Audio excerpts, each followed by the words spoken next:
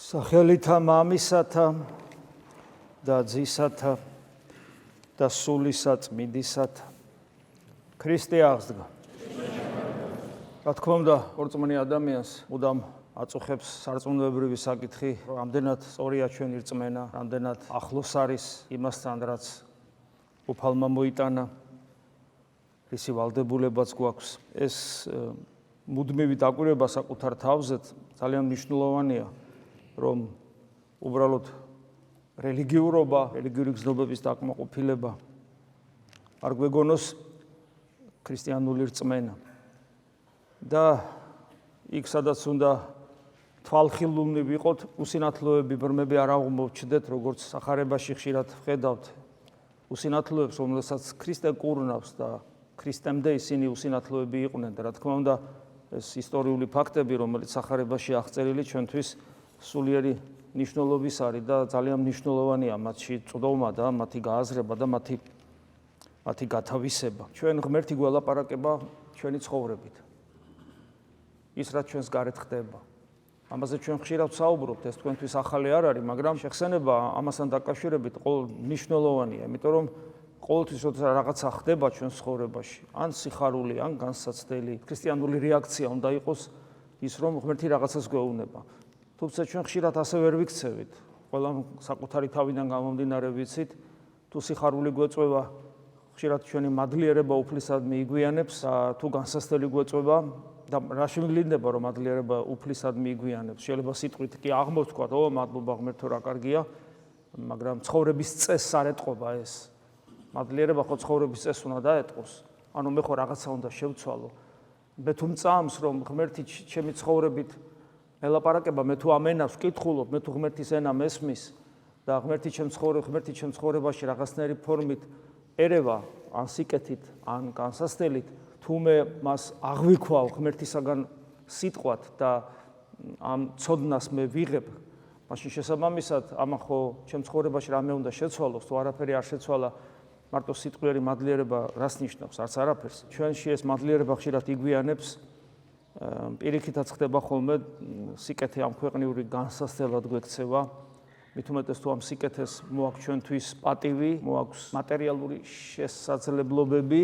ერთ შემთხვევაში პატივი საერთოდ ადამიანს გონებას უბინდავს, ხოლო მატერიალური შესაძლებლობები ფუფუნებისკენ უბიძგებს, ფუფუნებისკენ და გულგრილობისკენ უბიძგებს. და რაც არ უნდა სახელი სიტყვით ვთქვა, რომ დიდება და მადლობა ღმერთს არაფერს ნიშნავს. ხოლო თუ მოვიდა ტანჯვა, მწუხარება, ქვეყნიური რაღაც პრობლემები, მაშინ საერთოდ სიტყვიერათაც შეიძლება არ გვახსოვდეს მადლიერება, იმიტომ რომ ვერ ვკითხულობთ თუ რა უნდა ღმერთს ამ დროს ჩვენგან. და ერთ შემთხვევაშიც, მეორე შემთხვევაშიც ჩვენ ეს პრობლემა გვაქვს და ამიტომ მიუხედავად ამისა, რომ ეს თეორიულად ვიცით, ბევრჯერ ამაზე ვსაუბრობთ, საჭიროა მუდამ შევახსენოთ საკუთარ თავს, რომ უნდა წავიკითხოთ ჩვენს გარშემო არსებული ყოფიერება. განსაკუთრებულად ის მიმართად ჩვენ გზნობიარენი ვართ და რაც გვეხება და რასაც გზნობთ და განვიცით, თუ რას ნიშნავს ღმერთი, როგორ მელაპარაკება, რას მეუბნება, რა უნდა მას. ამისათვის მე რა თქმა უნდა ვიცოდე ღმერთის ენა და ამაზე გითხარით კიდევაც, რომ თუ ღმერთის სალაპარაკო ენა არ ვიცი, მე ვერ მივხვდები, რას მეუბნება ღმერთი ამა თუ ცხოვრებისეული სიუჟეტით, რაც ჩემს თვალწინ ვითარდება. ღმერთის ენა რო ვიცოდე, ამას გამოკვლევა და ამას საკუთარ თავზე მუშაობა ჭირდება, ამას წმინდა წერილს ჩაღმოვება წმინდა მამებთან და ამავე დროს ღმერთთან ურთიერთობის მისტიკა, ანუ საიდუმლოება, ანუ ლოცვითი კავშირი და ევქარისტიული კავშირი. სხვადასხვა ღმერთის ენას მე ვერ გავიგებ და ვერ მივხვდები. რადგან მეტნაკლებად ჩვენ ყველანი უსინათლოები ვართ, ვინ დაიხედნის, რომ ჩვენ ვხედავთ ისე როგორც უნდა ვხედავთ, რისთვისაც მოწოდებულნი ვართ. ეს ბუნებითად შეუძლებელიც კი არის, იმიტომ რომ ჩვენ როცა დავიბადეთ, უკვე ბრმანი დავიბადეთ, პოტენციაში ვართ თავისუფალნი, პოტენციაში ვართ ღვთისშვილნი, პოტენციაში ვართ ზეცის მოქალაქე, პოტენციაში ჩვენი სული ქრისტიანია. როგორც ჯერ კიდევ მეორე საუკუნის აპოლოგეტი ტერტულიანი ამბობდა, რომ ყოველი ადამიანი სული ქრისტიანია, მაგრამ ეს ყველაფერი პოტენციაშია. მაგრამ რეალურად ჩვენ არ ვართ თვალხილულნი და ვერაფერსაც ვერ ვხედავთ, არც თავისუფალნი ვართ. ღმერთი ნელ-ნელა ჩვენს განსწავლას იწყებს იმ ცხოვრებით, რომელიც ჩვენს გარშემო ვითარდება. ამიტომაც აი დღევანდელი საკითხავიც, რაც ჩვენ მოვიკითხეთ სრულად ახლა რა თქმა უნდა აქ არ განვიხილავთ ამას, იმიტომ რომ ძალიან საინტერესო საკითხავია მინდა გითხრათ დღევანდელი საკითხავი. თითოეული იქ მუხლი არის უაღრესად მნიშვნელოვანი. ზოგადად ჩვენ უნდა გამოწვლილვით ვცდილობდეთ წმინდა წერილის შესწავლას. მაგრამ მე მინდა გითხრათ, აქ ინტელექტუალური შესწავლა საკმარისი არ არის. ამის მაგალითები, სამწუხარო მაგალითები ჩვენ გვინახავს, როდესაც ადამიანი თქვათ ვინმე დიდი მეცნიერი, რომელიც მთელი ცხოვრება იკვლევდა შეიძლება წმინდა წერილს, მაგრამ მისი მისტიკური მხარე ვერ დაუნახავს. ეს უნდა გაიხსნას, ინტელექტუალურად არ შეიმეცნება სახარება. ამას პეტრე მოციქულიც ამბობს, გახსოვთ, რომ სულიწმინდასთან თანამშრომლობით არის შექმნილი წმინდა წერილი და სულიწმინდის გარეშე, ანუ მადლის გარეშე მისი გაგება შეუძლებელია. ხოლო მადლით როგორ უნდა გავიგო ეს და რა უნდა გავაკეთო იმისათვის, რომ ჩემთან მადლი იყოს, ეს უკვე სულიერი ცხოვრების საკითხია. არის დაბადებიდან უსინათლო და მოწაფეები ეკითხებიან, რატომ არის ეს უსინათლო? წინა შემთხვევიდან გამომდინარე ახსოვთ, რომ უფალი კურნავს განრღვეულს და მიანიშნებს, რომ აღარ უნდა ცოდოს და რომ უძვირესი არ დაემართოს და ასე შემდეგ. ანუ ყოველთვის როცა ქრისტე კურნავს, იქ აქცენტირებას აკეთებს ცოდვაზე, ცოდვის გამო რომ ადამიანს რაღაც დაემართა და რო ინკურნება, აღარ უნდა ცოდოს, რომ უარესი არ დაემართოს და ეხლა ეს დაბადებიდანვე უკვე ესეთია და ამიტომ გაოცებულები არიან, ვინ ცოდა, მემკვიდრეობითია, მან ცოდა, ეხლა მან როგორ უნდა ცოდოს ეხლა, ხო, დაიბადა და ზოგიერთი ძველი იუდაური თქვათ მოსაზრებით ადამიანი ცოდავდა დედის წიაღშიც კი. თქვა და ზოგს მაგალითი მოყავს, მაგალითად ისააკის შვილები რებეკას, იაკობი და ესავი, ბიბლიაში არის აღწერილი, როგორ იბრძვიან, რომელი გამოვა პირველი დედის წიაღიდან. ამას განმარტავენ ესე, ეგ არის ძველი აღთქმისეული წიგნობრების განმარტება, ჩვენ ამას რამდენად მივიღებთ, ეგ სხვა საკითხია, მაგრამ ეგ წარმოდგენა არსებობდა, რომ დედის წიაღშივე იყო ეს პრობლემა. ასეა თუ ისეა, რაღაც ეგეთი წარმოდგენა არსებობს და გაუგნებულები არიან მოწაფეები, რომ რატომ არის ეს ადამიანი უსინათლო, რატო? და აქ უფალი საინტერესო რამეს ამბობს, რომელიც გვახსენებს ლაზარეს ავადმყოფობას და მის სიკვდილსაც გარკვეულწილად. რქვამათ იესო, არც ამან ცოდა და არც ამ მშობელთა ამისთა. ადამიანური ბრალეულობა გარდა დაცემული ბუნებისა. დაცემული ბუნება ადამიანის მემკვიდრეები ყველა ვართ და ჩვენ დაზიანებული ვიბადებით და ეს დაზიანება სხვადასხვანაირად ვლინდება. მაგრამ ამ შემთხვევაში, აი ესე პირდაპირ დამნაშავე, არც მემკვიდრეობითი ვინმე მით უმეტეს თვითონ ეს არ არის და ამბობს ესეთ რამეს, არამედ რათა გამოცხადდეს საქმე ღვთისა მაგაზედა. და მე აგზელებს, რომ ჩემ და ჯერ არ საქმესა მომავლინებელისა ჩემისას, ანუ მე მევალება, რომ ჩემი მომავლინებლის საქმე აღვასრულო და რა არის საქმე ღვთის, ანუ ღვთის საქმე აღვასრულო, ამ შემთხვევაში როგორც ადამიანი ამბობს, ღვთის საქმე აღვასრულო და რა არის ღვთის საქმე? ღვთის საქმე რა არის? ამას უფალი განმარტავს სახარებაში, როცა მას სხვა დროს ეკითხებიან ფარისევლები, როგორ უნდა მოვიქცოთ, რომ ღვთის საქმე აღვასრულოთ, რა არის ღვთის საქმე? და უფალი პირდაპირ ამბობს, ღვთის საქმე აქ წამდეს ვინც ღმერთმა მოავლინა, ანუ იესო ქრისტესადმი რწმენა არის ღვთის საქმე, რა თქმა უნდა, რწმენა საქმის გარეშე მკვდარია, როგორც იაკობ მოციქული ამბობს, ანუ რწმენა ნიშნავს გარკვეული ცხოვრების წესსაც. რწმენა უპირატესია, მაგრამ ეს გარკვეული ცხოვრების წესით დასტურდება. თუ ცხოვრების წესით რწმენა არ დასტურდება, ესე იგი გამოდის, რომ რწმენაც არ არსებობს. აი ღვთის საქმე რა არის? ღვთის საქმე არის ძე ღმერთის გამოვლინება იესო ქრისტეს ღმერთობის, როგორც განკაცებული ღმერთის გამოწმება, რომ ის განკაცებული ღმერთია. აი ეს არის რწმენა, გამოწმება სიტყვით, გამოწმება ცხოვრების წესით, ეს არის ღვთის საქმე. და ფაქტობრივად ეხლაც იგივე ხდება, რომ თავისი ქმედებით რომ ამ ბრმას კურნავს, ქრისტე აკეთებს საღვთო საქმეს, ამოწმებს, რომ თავად არის ძე ღვთისა. ანუ ღმერთია, ამოწმებს ამას და შემდეგ ეს გააგრძელებს მოციქულება და ამას უნდა ვაგრძელებდეთ ჩვენ და ეს არის სამყაროს აღსასრულამდე ქრისტიანის უპირველესი საქმე.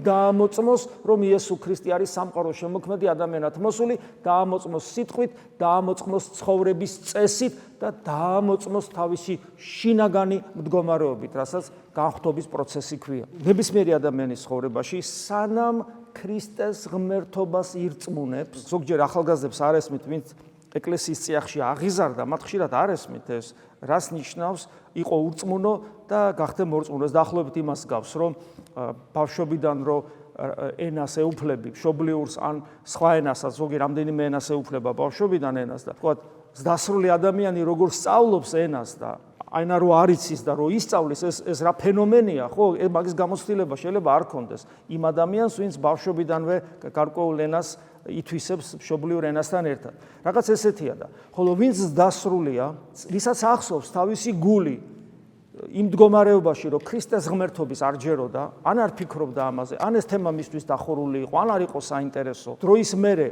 გარკვეულ ცხოვრების პერიოდში მის გულს წამს სჯერა, რომ იესო ქრისტე არის გალაქტიკების შემოქმედი ადამიანად მოსული და შემდეგ ამ წმენას თავის ცხოვრების წესით ადასტურებს და ეს ნიშნავს იმას, რომ მის სიტყვას ემორჩილება და მისი სიტყვის შესაბამისად იწყებს ცხოვრებას, როცა აი ეს განწყობა ხდება, ესე დროს თუ ადამიანი მერე თავის განვლილ ცხოვრებას თვალს გადაავლებს, აუცილებლად დააფიქსირებს იმ წამსაც, იმ დროსაც, როცა მისმა გულმა ზღმერთის ღმერთობა ირწმუნა, იესო ქრისტეს ღმერთობა ირწმუნა და აგრეთვე შეიძლება გაიხსენოს ისიც, რა უძღოდა წინა პერიოდში, რამ განაპირობა ის, ანუ ღმერთი როგორ ეხმარებოდა მას, ღმერთი როგორ ერეოდა მის ცხოვრებაში და რა მოხდა მის ცხოვრებაში ისეთი, რის მერეც უცებ მისი გული გაიხსნა საღვთო მადლისათვის და მან სამყაროში სინათლე დაინახა.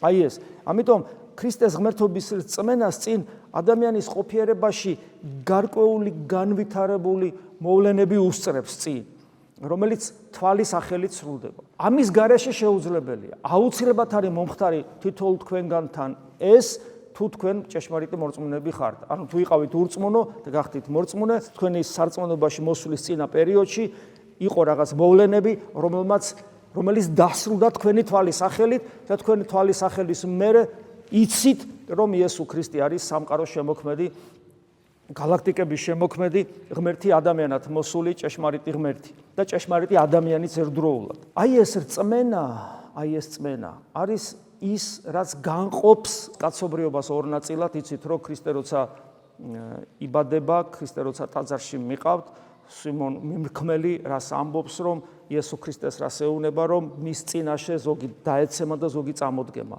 ესე არის დაცემა და წამოდგომა. კაცობრიობა ორ ნაწილად იყოფა. ანუ ქრისტეს წმენასთან მიმართებაში ხდება ეს. და აი აქაც ზუსტად ეს ხდება. მაგალითად აქ ფარისევლები ამ სახარებისეულ სიუჟეტში თქვენ გახსოვთ, რომ ჯერ გამოიკვლევენ, რომ ეს მართლა ბრმა იყო თუ არ იყო, ნუ გამოუგნებელია დაბადებიდან ბრმა სვალები აიხილოს, ეს დღევანდელი მეცნიერებისთვისაც პრაქტიკულად შეუძლებელია და მაშინ წარმოიდგინეთ, ესეთი რამე არავის არ სმენია. უცებ ესე იგი ეს ადამიანი ხედავს და რომ დარწმუნდებიან იმაში, რომ დიახაც ეს დაბადებიდან ბრმა არის, მერე ვეღარ უარყოფენ და რასაკეთებენ? კი ბატონო, ღმერთმა განკურნა, მაგრამ იესომ არა. ანუ აქ ხდება აი ზუსტად ეს იესოს მიმართ დამოკიდებულება, ქრისტესადმი დამოკიდებულება, რომ ქრისტე არა, ოღონ ქრისტე არ არის ღმერთი ადამიანად მოსული. ღმერთი კი ბატონო და ქრისტე არ არის. აი ეს მიზეზი ადამიანების განყოფისა, რომელსაც ვერაფერს ვერ უშველი. ერთის ხრივ ქრისტე მოვიდა, რომ კაცობრიობა გააერთიანოს, ჯვარზე ხელების გაშლა მაგას ნიშნავს და თავად ამბობს უფალი, როცა მე ამაღლდები ზეცად ამაღლებაში, არა ის ამაღლება იგულისხმება, რომელიც ახლა ხუთშაბათს იქნება, არამედ ჯვარზე სიკვდილი იგულისხმება, იქვე განმარტავს წმინდა წერილი ამას, ყველას მოვიზიდავ ჩემდა. და ესეც მოხდა, იქვე ჯვარმცმელები, რომლებიც მას დასცინიან, რომელიც მას შეურაცხყოფენ, რომელიც ფაქტიურად მას კლავენ და სეირს უყურებენ, მისი ჯვარზე აღსრულების შემდეგ სინანულით მიდიან კერძში, ხელს მუშს იცემენ და ეს რა დაგვემართა ამბობენ, იქვე ის ერთ-ერთი ჯალათი მორწმუნე ხდება და ასე შემდეგ.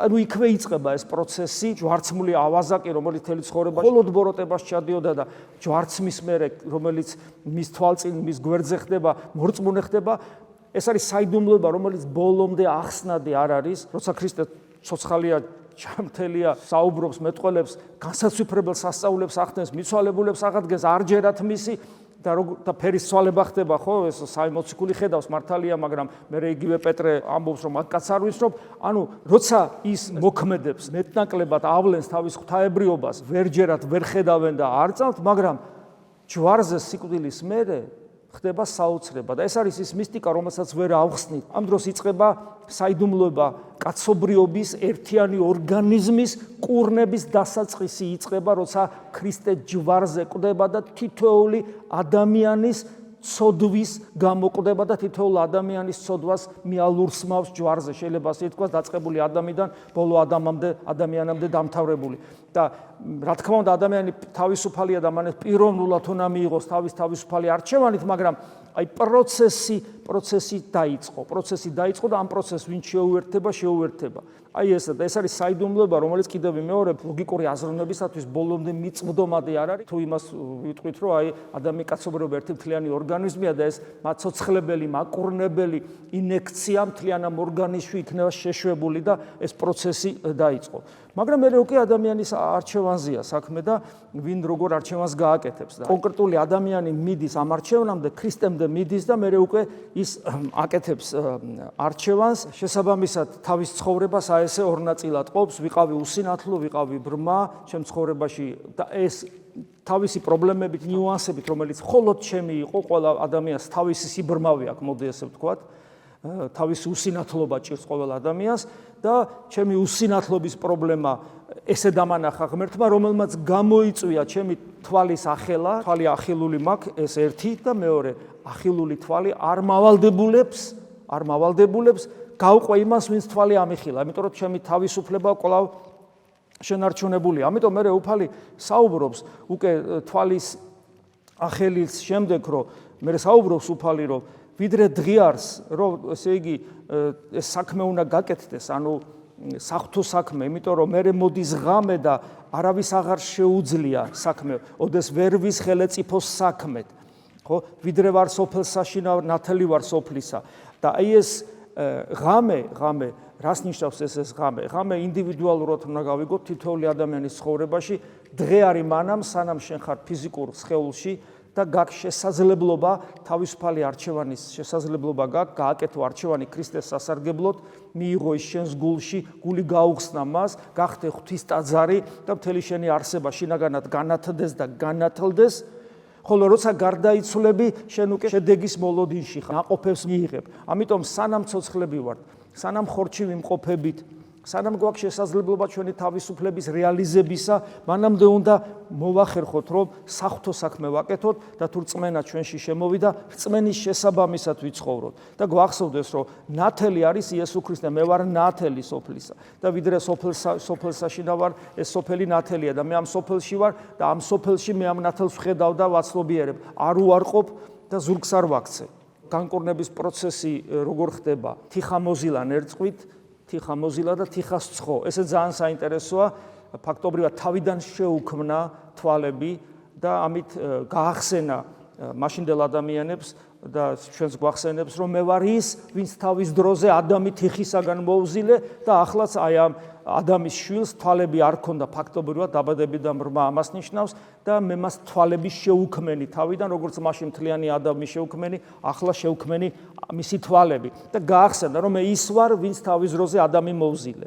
ის ვარ ზუსტად. ეს იყო ესეთი სახისმეტყველებითი მისი ქმედება, რომელსაც აი ეს მიზანი ჰქონდა, რომ ადამიანები ჩაფიქრებულიყვნენ და ღრმად დაენახათ ის, რაც ხდება მათ თვალწინ. შემდეგ გახსოვთ, რომ იქ არის ბრძოლა, გახსოვთ სიუჟეტში, ესე იგი საბოლოო ჯამში განყოფე, რომ კი ბატონო ღმერთთან განკურნა, მაგრამ ქრისტე არა, ქრისტე ცოდვილია, შაბათს არ იმარხავს და ასე შემდეგ, არასწორად აბრალებენ ამ შაბათის ცნების დარღვევასაც, ეს ცალკე თემაა კიდე. როცა ეს პრინციპულად იცავს თავის პოზიციას, რომ როგორ გახსოვთ, ცოდვილი როგორ არის, ასეთი სასწაული მოხდა და ასეთი რამე მოიმოქმედა, გახსოვთ, რომ უფალი მერე მას რო გააძევებენ, აი ამ უღმერთო ერთობიდან ხდება ამის გაძევება. რატო აძევებენ ისინი? იმიტომ კი არა, რომ თვალხილულია, იმიტომ რომ ქრისტეს იცავს. ის ამბობს, რომ არ არის ცოდვილი ქრისტე. შეიძლება მან არ იცის, რომ ქრისტე ღმერთია, მაგრამ ის რომ ქრისტე ცოდვილი არ არის, ეს დანამდვილებით იცის, წინასწარმეტყველი მაინც რო არის, ეს იცის, ანუ ქრისტეს მხარეზე დგება. და ნახეთ რა ხდება, არა იმიტომ, რომ თვალხილულია გახდა, არამედ იმიტომ, რომ ქრისტეს მხარეზე დგას, მას ის საზოგადოება, რომელიც წარმოადგენს ელიტარულ საზოგადოებას, ეხლა იქ იმ მომენტში, ხო, წიგნობრები, ფარისევლები, ისინი არიან ის, ვისაც აზრი მოეკითხება, ისინი გააძევებენ. და რო გააძევებენ, გარეთ გააგდებენ, მოდი ესე ვთქვათ, ხო, განაძეს იგი გარე, მაშინ პოვა იგი იესო და რქვა მას, შენ გწამსა ძე ღვთისა.